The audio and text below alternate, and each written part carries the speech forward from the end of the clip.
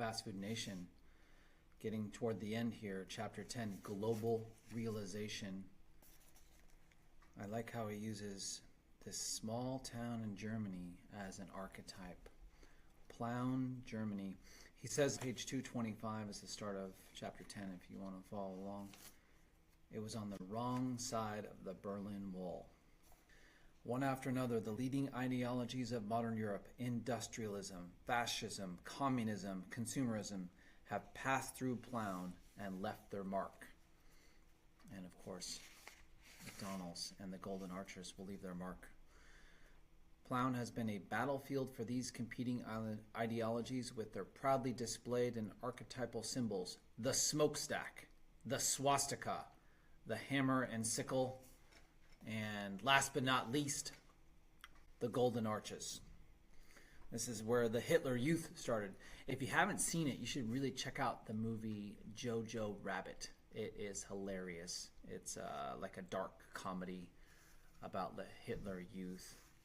Has this little boy who's in it, and he keeps seeing Hitler, and he has a mother, Scarlett Johansson, who's little beknownst to him, secretly hiding a Jewish girl in their house. It was the birthplace of the Hitler Youth, the most Nazified city in Saxony on 227. More bombs were dropped on Plauen per square mile than on any other city in Eastern Germany. Roughly 3 times as many as Dresden. So your AP Euro or AP US history teacher may have talked about Dresden and the bombing that took place there, but Plauen got it worse. Ironically, on 228, it was the working who were the fans of American heavy metal music who protested until finally, I was in high school. It was my senior year. The Berlin Wall fell in 1989, and then the summer of 90, construction began on the first McDonald's in East Germany. And where, of course, is that McDonald's going to be? In Plauen. The first new building erected in Plauen since the coming of a new Germany. Uncle McDonald. Global realization is real. Right? The chains earn the majority of its profits outside the United States. Okay. KFC, McDonald's, they both make more money overseas than they do in America. And their brands are more recognized. McDonald's brand is more recognized than Coca-Cola, which used to be the #1 global brand. There was a KFC, this is on 230, in Saudi Arabia, and it was in Mecca. It set a new sales record for the chain, earning $200,000 in a single week during Ramadan.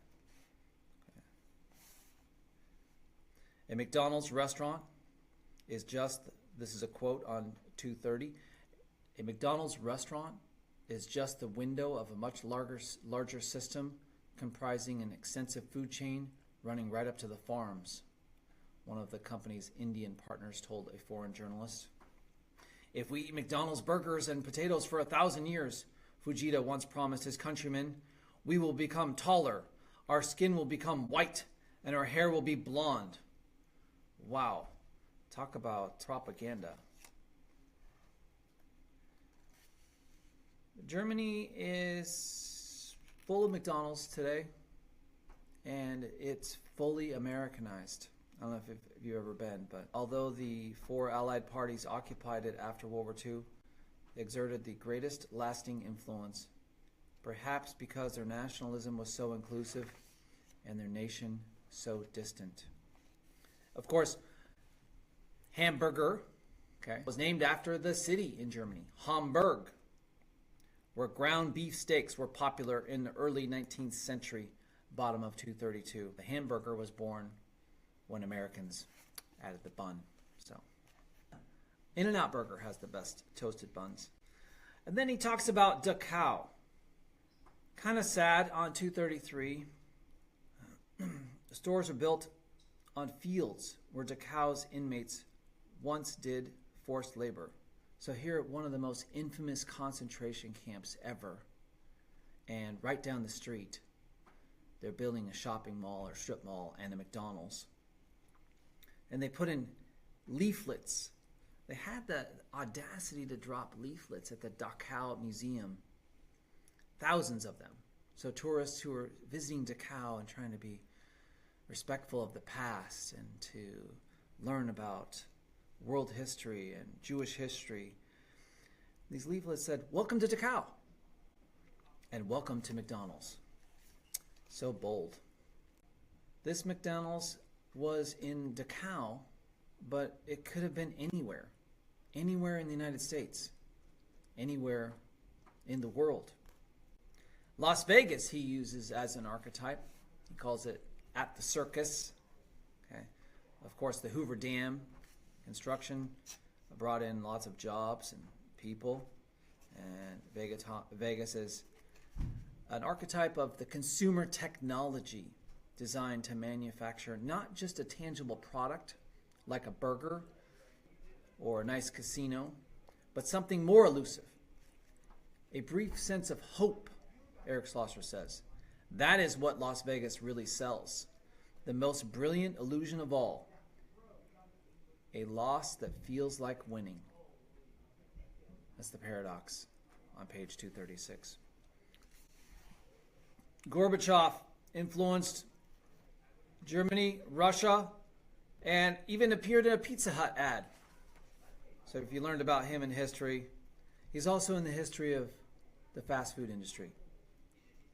The Americanization is such a big deal. As people eat more meals outside the home, whether they're in Germany or Vietnam or America, they consume more calories, less fiber, and more fat. Okay. I was in Vietnam once, and I ate at a KFC, but instead of mashed potatoes, they had rice. And one day it was super hot, so humid there, I popped into a Burger King just to get an ice cream cone. It's a slippery slope. Page 243. "Resist America, beginning with cola," said a banner at Beijing University in May of 1999. "Attack McDonald's, storm KFC." The U.S. Air Force accidentally bombed the Chinese embassy in Belgrade during that war in Bosnia in 99. And instead of attacking American consulates or other establishments that have political ties, they attacked the McDonald's. At least a dozen of them. And 4 KFC restaurants. Chinese protesters taking it out on fast food. Americanization and global realization. McDonald's had even infiltrated Greenpeace. If you go to the end of the chapter, you can see it's almost funny because he starts out in Colorado, and he's in Colorado Springs, and he goes to these high schools, and there's fewer cowboys there than ever than he imagined. And then he goes to Germany, and there's cowboys because of the Americanization. They listen to Willie Nelson, Garth Brooks, Johnny Cash, and they dance, kicking up their boots, twirling their partners, waving their cowboy hats in the air. And for a few hours, the spirit of the American West fills the funky bar deep in the heart of Saxony, in a town that has seen too much history. And the old dreams live on, the dream of freedom without limits, self-reliance, and a wide-open frontier. Eric Schlosser comes full circle. McDonald's and the Americanization of the globe. We're everywhere, and so is McDonald's and Burger King, and apparently KFC.